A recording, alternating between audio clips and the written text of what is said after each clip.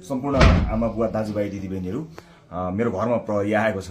मैले समाचारबाट उच्च अदालतको आदेशबारे थाहा त पाएँ, तर बिना कुनै कागज अहिले यतिखेरसम्म मलाई केही पुर्जी पनि दिएको छैन, कागज पनि लिएको छैन। मेरो घरभित्र आएर बेडरुमभित्र आउनुभएको छ, मैले सार्वजनिक पनि गरिसकेको छु।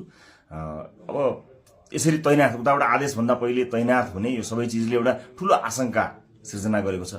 मैले सम्मानित अदालतको आदेशलाई सधैँ मानेकै छु, कानुनलाई मानेकै छु। म पहिला पनि आफै उपस्थित हुन गएको हुँ, अहिले पनि सार्वजनिक गरेकै छु। तर यो राज्य आतंक, यो धरपकड ममाथि के कारणले भइरहेको छ मैले बुझ्न सकेको छैन।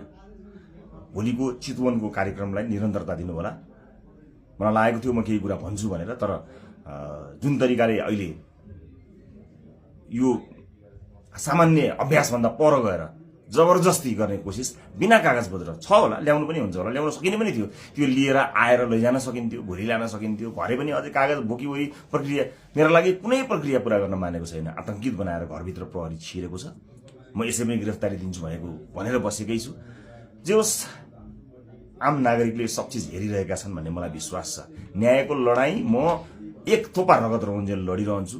यहाँले साथ दिनुहुनेछ भन्ने विश्वास मैले लिएको छु। मैले कुनै गल्ती गरेको पनि छैन, कुनै अपराध गरेको पनि छैन, तर संसारकै सबैभन्दा ठूलो अपराधीलाई जस्तो ममाथि गरिएको यो व्यवहार आम जनताले हेरिरहेका छन् भन्ने मैले विश्वास लिएको छु। म धेरै केही भन्दिनँ। म सम्मानित अदालतप्रति अझै पनि आशा र भरोसा राखेर कानुनी प्रक्रियामा सघाउनको लागि परिरहेको छु।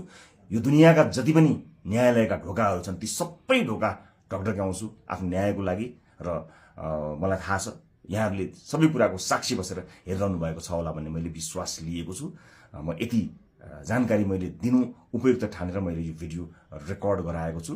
चितवनमा जति पनि मेरा आदरणीय मतदाता आमा बुवा दाजुभाइ दिदीबहिनीहरू हुनुहुन्छ, भोलिको कार्यक्रम नरोक्नु होला। अन्य साथीहरू आउनुहुन्छ, उहाँहरूले कुराकानी गर्नुहुनेछ, निरन्तर चलिरहन्छ। मलाई यिनीहरूले हत्या नै गरेछन् भने पनि नेपाली मतपत्रमा घण्टी चुनाव चिन्ह बसेको छ। मलाई आशा छ, यो एउटा आशा र भरोसाको आवाज हामीले बुलन्द पारिसकेका छौँ। निरन्तरता प्रदान गर्नुहोला। म कानुनी लडाईँमा छु।